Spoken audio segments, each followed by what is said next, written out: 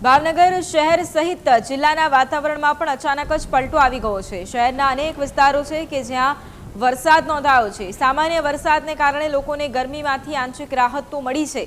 બીજી તરફ શહેર સહિત જે ગ્રામ્ય વિસ્તારો છે ત્યાં પણ છૂટો છવાયો વરસાદ નોંધાયો છે। બીજી તરફ વરસાદ વરસતા ખેડૂતોમાં પણ ખુશીની લહેર જોવા મળી રહી છે, કારણ કે વાવણી લાયક વરસાદની ખેડૂતો આતુરતાથી રાહ જોઈ રહ્યા હતા। આખરે વાવણી લાયક વરસાદ થતા ખેડૂતોમાં પણ ખુશી વ્યાપી છે।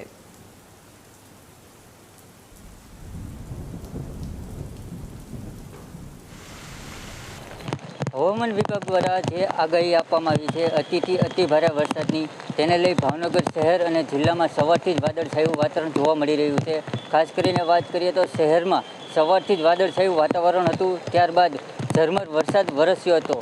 અત્યારે આપ જોઈ શકો છો મારી પાછળના દ્રશ્યો કે આ જે અત્યારે છે તે મેઘરાજા મન મૂકીને વરસી રહ્યા છે અને શહેરના લોકોને આંશિક ગરમીમાંથી રાહત મળી રહી છે। અને વાત કરીએ તો જિલ્લામાં પણ ભાવનગર શહેરના જિલ્લામાં પણ સવારથી જ તે વાદળછાયું વાતાવરણ છે અને શિહોર પંથક, ગારિયાધાર પંથક, પાલીતાણા પંથકમાં ક્યાંક ને ક્યાંક ઝરમર વરસાદ જોવા મળી રહ્યો છે।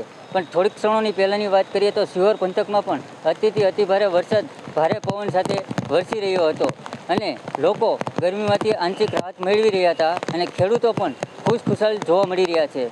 ભૌમિક સિદ્ધપુરા, ન્યૂઝ કેપિટલ, ભાવનગર।